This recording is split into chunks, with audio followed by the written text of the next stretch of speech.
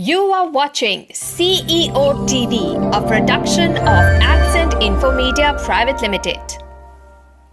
Hello and welcome to CIO TV.live, an initiative of Accent Infomedia and sister concern of Enterprise IT World and Enterprise IT World, Middle East and Africa. We have been speaking to stakeholders, including the academicians, CXOs of the IT industry, to know about their perspective on the whole challenges around the digital transformation, cybersecurity, and all sorts of things which are changing this current world, the business, the enterprises, and trying to understand what is the way forward and create a thought leadership for the peer group and those boarding CIOs and decision makers. Ladies and gentlemen, we have got today a special guest from New York. His name is Professor Jerry Luftman. He is the founder, professor, and managing director of the Global Institute of IT Management. After a distinguished 22 years of career in IBM as CIO and many other roles, he hung up his boots and embraced into the academic activities. Today, he is the founder, professor, and managing director of Global Institute of IT Management. He combines the strengths of CIO practitioner, consultant, and academic. His proficiency involved business IT alignment and global IT trends. There are at least 18 books on his name and published multiple research papers and involved in multiple consulting, mentoring, and teaching or speaking engagement. Professor Jerry, thank you very much for taking time out and speaking to CIOTV.live. My pleasure, and thank you very much, Sanjay. It's great to have the opportunity to speak with you and get the important messages out to your large network of organizations. Absolutely, Professor Jerry. You have been doing a lot of activities in your pedagogical boundary or academic career. Now, you have got some executive programs running for different groups. So if you can start with that, what are those executive programs? How is it running? How is it going to help the young professionals? Well, it's a good place to start. We basically have grown to have over 35 different 4-course IT management certificates. And our programs are really geared from everybody from an entry-level candidate to C-level executives. So we do lots of programs with universities, for example, to help them expand their master's degrees to leverage the breadth of our IT management programs. And that's where we get some entry-level people.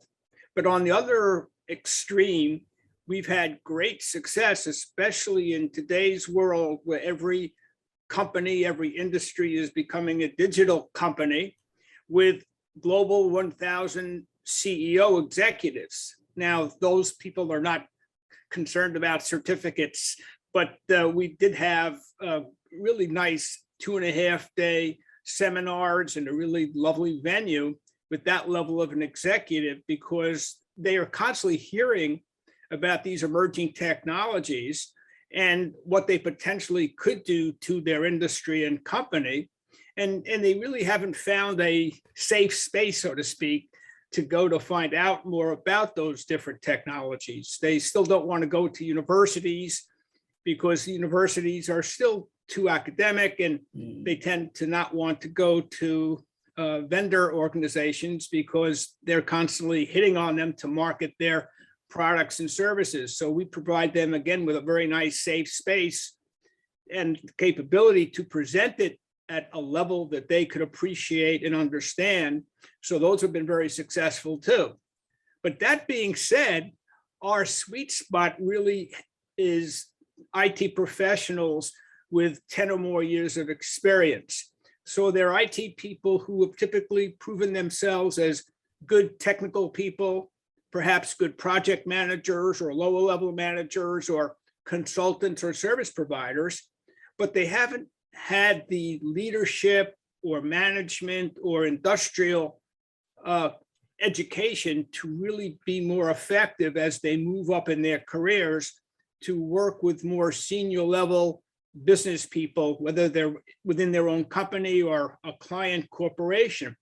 So our programs are very, very popular across the board because we really try to close that gap of technology with business management, leadership, and interpersonal skills. All right, Professor Jerry, we'll come to that in detail in a while now.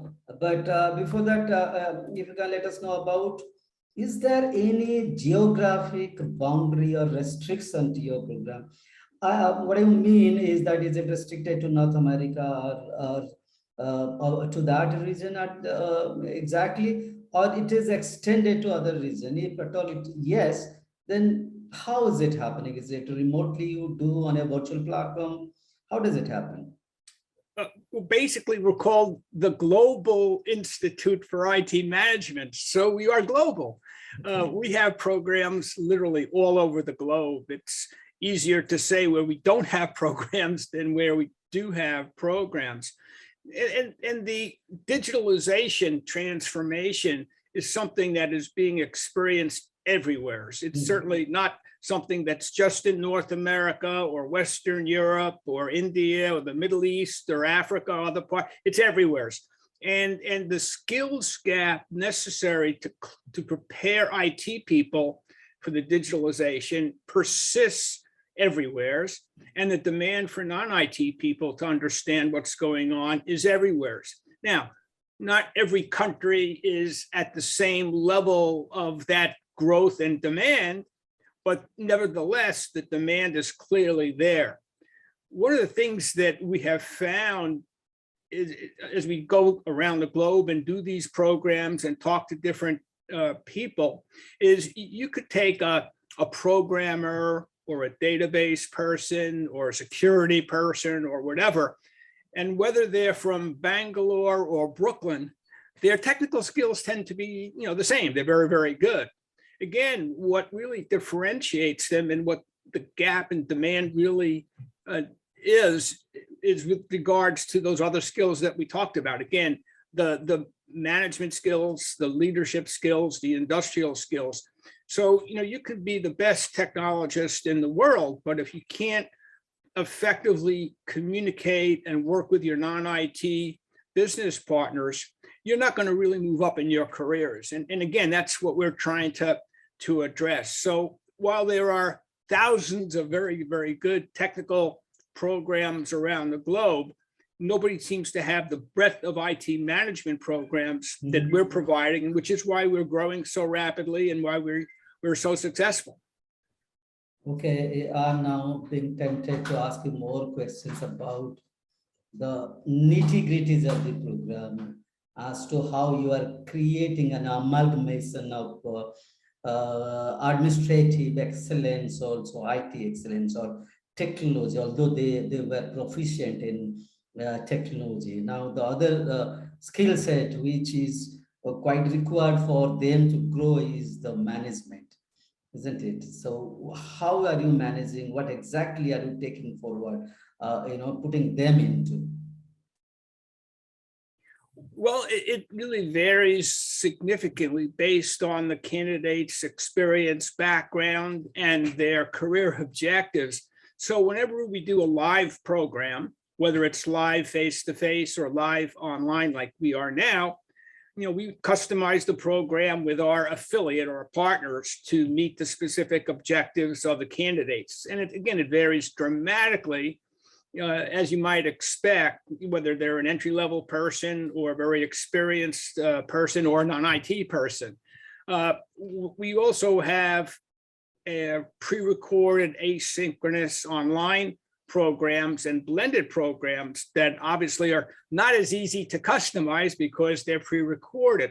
But we strongly recommend and urge our affiliates to offer them using what we call a blended or hybrid method, which combines the candidates taking the courses online that are taught by the GIIM faculty and subject matter experts.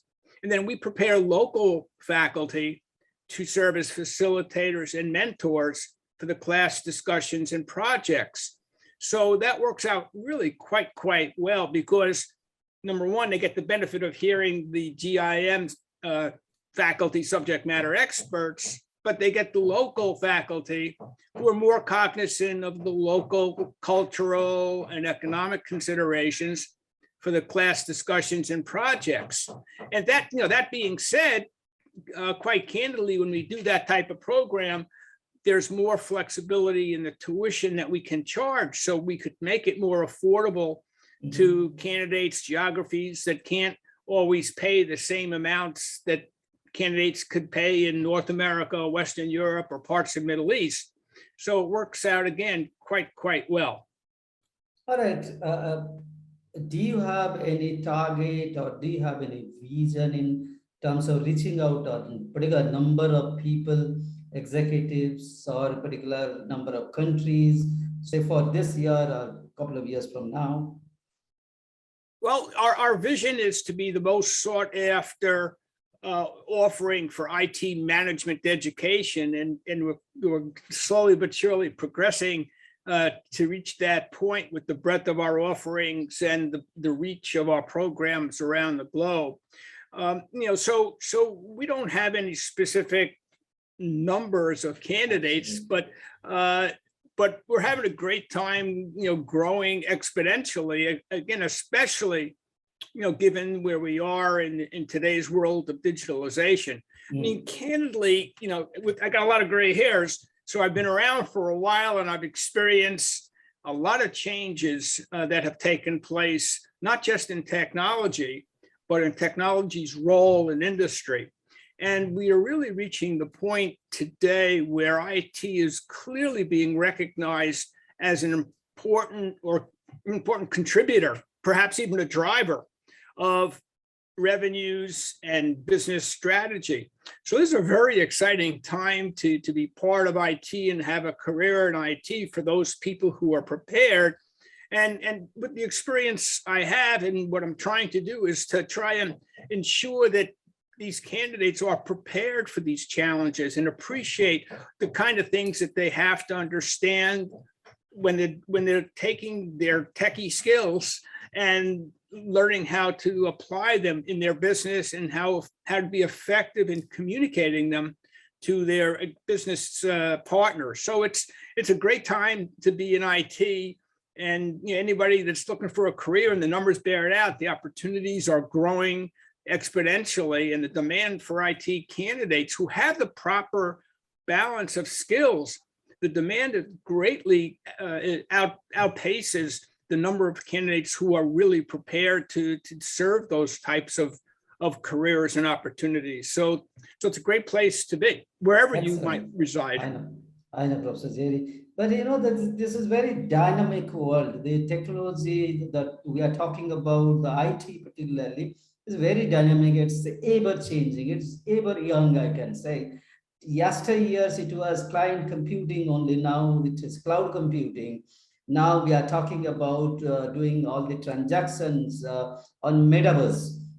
We can buy everything through NFTs or do transactions through all those new age computing platforms. So how are you integrating or adapting to these changes? Well, that's a great question, but that's what makes a career in information technology, information systems, information management, digitalization, whatever you want to call it. That's what makes it so exciting. It's never a dull moment. Things are constantly changing, and you constantly have to be prepared to how to understand those changes and the implications they have on your business. And this is nothing new. Again, with my gray hairs, we've been introducing dynamics and new technologies throughout my career. And, obviously they're likely happening at a faster pace today, and they have a larger impact on companies, because in the old days, we focused more on back office types of processes. And now we're moving into front office revenue generating processes that have a lot of visibility, and companies are not just dependent on IT to keep their day-to-day things operating. they have visible systems to the world, their customers, their clients, and everybody else. So this is a very, very, exciting time. And the fact that there's so many changes, to me, is makes it even better. And candidly, if you look at today's world, goodness or badness, the dynamic and changes in technology are not just the only changes that we're experiencing. Unfortunately, we're experiencing geopolitical problems. We're experiencing problems with wars. We're experiencing more problems with diseases and climate and things like that. So you take a look at any one of those things, it's enough to keep somebody awake at night. But all of those things are taking place at the same time, which makes it a very challenging time for everybody. But that's, again, what makes it even more exciting and worthwhile. I think if it wasn't that exciting, I would stop working, because, again, there's just so much, if you're not into dynamics and change and excitement and challenges, then this is not the right place for you. Absolutely. And it never was, quite frankly. But today it's really a wonderful place to be because of those changes. But there's one other point I'll make on that, and a problem that's also pervasive and persistent regarding the technologies, and a problem that lots of IT organizations experience and other organizations experience, is you can't just focus on individual technologies anymore. You can't just focus on data. You can't just focus on blockchain. You can't just focus on AI. You can't just focus on cloud and other infrastructure technologies. You really have to take a look at the integration of all those technologies and how all the technologies work cohesively together, and understand the implications of those technologies to your company, to your business, to your industry. So it's all of those things that you have to be cognizant of and understand how best to address and work together as a team to ensure that these initiatives are successfully deployed. And that's what we're all about. And that's what we're trying to convey. Yes, absolutely, Professor Jerry. Now, the biggest, I can say, the beneficiary of technology has been, among all the sectors, education. It has spread from a very pedagogical way of educating the people in the classrooms to the far-flung areas. As exactly you gave the example of from Brooklyn to Bangalore, from anywhere to any place. So education plan can be given or imparted to any kind of class or group of people, a community of people. Now, how this technology has influenced the academics or the education sector? Academia teaching is no different than any other industry. It's going through and has been going through profound changes also. I mean, in the old days, there were blackboards, and then they moved to whiteboards with color, and then they moved to flip charts, and then they moved to PowerPoint presentations on a projector, and now they're moving to more complicated technologies and using the web to deliver their programs. And with the pandemic, obviously, they were forced to deliver their programs online. So the education industry is again no different than any other, but they've had to transform and will continue to transform and take advantage of these different technologies. Now, one could argue that perhaps academia has been a little bit slower to change, but I think they're recognizing, like every other industry, that they have to change to take advantage of the new world that we're all living with. And I think one of the good outcomes of the pandemic was forcing them to awaken to the need to start leveraging some of these additional technologies and move away from just the traditional face-to-face classrooms and broaden the horizon of offering programs not just within a classroom, but around the globe, and leverage the talent and skills and knowledge and research of the leaders to make sure that they're sharing around the globe the kind of programs and education that is required for the world to succeed. So again, no different than any other industry. It has its own problems and challenges, like every other industry. But I think that we're seeing interesting changes in teaching and how it's done in academia and how it's done, perhaps a little bit slower to respond for lots of different reasons that I don't want to get into because I'll get yelled at by my friends in academia. But you know, it's an exciting time to be in teaching and academic fields because of the changes that are taking place. And it's again, it's the strong that will survive. It's those that recognize the need to continuously change and take advantage of these new opportunities, new technologies, although those are the ones who are going to succeed, whether it's as an individual or as an entire institution. All right, absolutely. And the other question I asked you about creating or your ideas about fostering entrepreneurship through your program. Well, as we take a look at the stock markets around the globe, you know, the leaders are technology companies. So, you know, it's a great place to be if you have some, you know, wonderful ideas. And it takes more than just, you know, having an idea.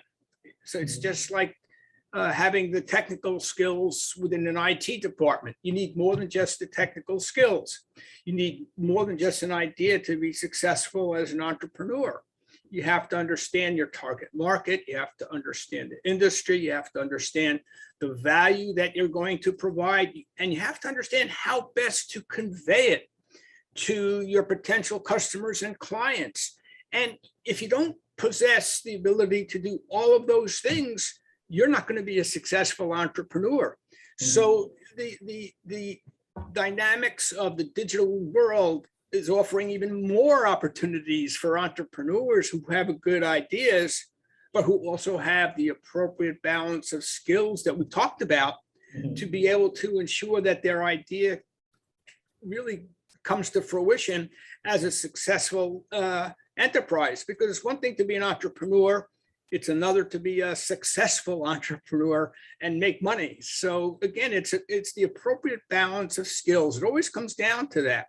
To be able to prepare and be successful in whatever career you aspire to attain. Absolutely, Professor Jerry. Out of your experience and your learnings, what do you think about the technologies that are going to change or impact the life of human being and the business as a whole? Well, you know, if you take a look at my career that you briefly went over at the beginning, you know, over 20 years at IBM, over 20 years at Stevens Institute of Technology, over 10 years at the Global Institute. If you put all of those years together, that puts me at 125 years old. So I'm an example of longevity. Now, I am not 120 years old, if there's any question on anybody's mind. The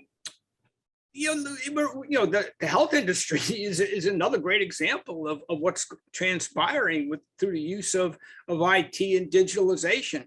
We're in the middle of a master's degree program that we're teaching at a very good university here in New York City, which are comprised of physicians, nurses, as well as administrators from some of the biggest hospitals in the world.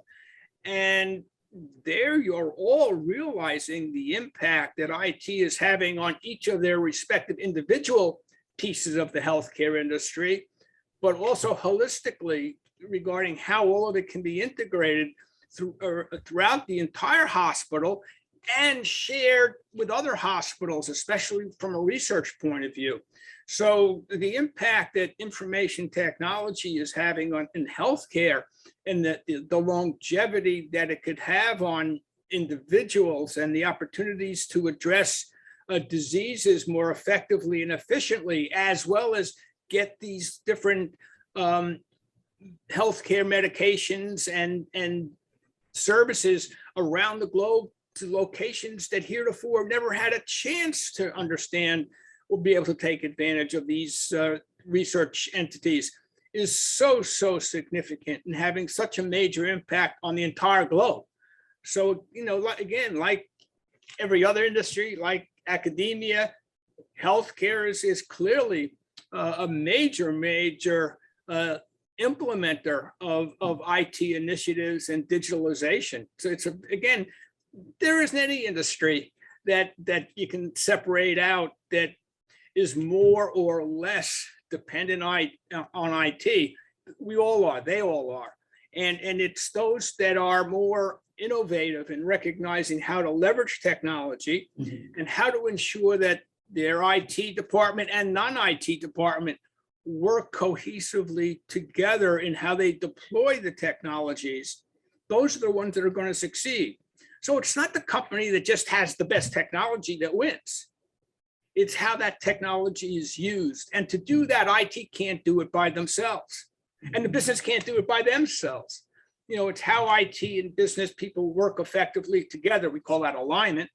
Those are the ones that are succeeding. And we have research that basically validates that position for years. And again, it's more prevalent in today's world, where more and more companies are recognizing the impact that digitalization must have on their revenue and the products and services that they provide. Those are the entrepreneurs. They're the ones who are going to continue to succeed. And it's an endless process. It's not one that's going to be, it'll change in a few years. No, that this is now the way of doing business, and new technologies will continuously be introduced, and how we understand them and understand how to leverage them and how we do leverage them. Again, those are the differentiators. All right, Professor Jerry, you just pointed out something to put me to question, which is around, is our education system not that friendly with a business or creating entrepreneurship from the very beginning? Now, is our education system not very outcome based, meaning you have got technology with you, but you do not have the other one, the admin skill, the man management, right? The negotiation skills. So do you think that our education from the beginning should be more outcome based? That's also a really good question, and one that is often frustrating to me, because candidly, oftentimes, as I said, we offer programs mostly to industry, but we also offer programs to help universities expand the programs that they offer, especially their IS master's degrees. And oftentimes I know the president of the university, because I remember him or her when they were just a professor, and they know me and they know the kind of programs that we can offer. And even with their support, sometimes it's difficult to get the approval of the respective processes that exist within the university.